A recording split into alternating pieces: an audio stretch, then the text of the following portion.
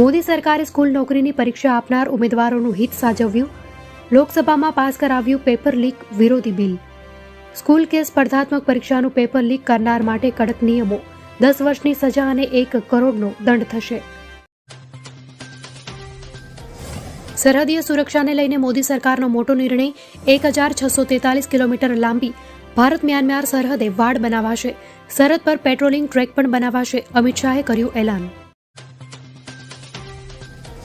7 વર્ષની દીકરીને પીએસઆઈએ અપાવ્યું નવું જીવન.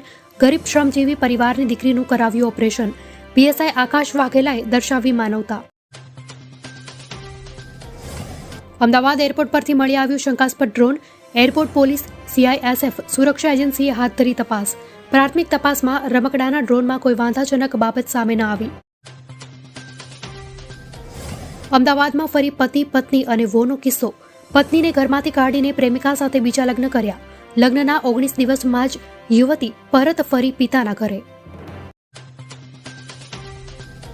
બોર્ડની પરીક્ષાને લઈને રાજ્ય સરકારની કવાયત. વિદ્યાર્થીઓ અને વાલીઓને માર્ગદર્શન આપવા માટે હેલ્પલાઇન નંબર શરૂ. 8 ફેબ્રુઆરીથી 26 માર્ચ સુધી કાર્યરત રહેશે આ હેલ્પલાઇન. લોકસભા ચૂંટણીને લઈ કોંગ્રેસની તૈયારીઓ શરૂ કરી. માર્ચ મહિનાના પ્રથમ અઠવાડિયામાં ઉમેદવારોના નામ કરી શકે જાહેર. 9 ફેબ્રુઆરીએ દિલ્હીમાં ગુજરાત કોંગ્રેસની સ્ક્રીનિંગ કમિટીની બેઠક મળશે. વડોદરા હરણી બોટ દુર્ઘટના મામલે વધુ એક ખુલાસો. લેગ ઝોનમાં ભાગીદારો પોતે જાણતા ન હતા બોટિંગના નિયમો. પૈસા બચાવવા લાયકાત વગરનો અને બિનઅનુભવી સ્ટાફ પસંદ કર્યો. ઠંડીને લઈ હવામાન વિભાગે કરી આગાહી. આગામી 3 દિવસ બાદ ફરી વધશે ઠંડી. 3 દિવસ બાદ તાપમાનમાં 1 થી 2 ડિગ્રી ઘટવાની શક્યતા.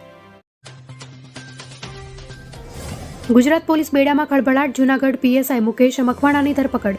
ફ્રોડના આરોપી હર્ષિલ જાદવની રિમાન્ડમાં કરી હત્યા. 3 લાખ ન આપતા પીએસઆઈ બન્યા હત્યારા.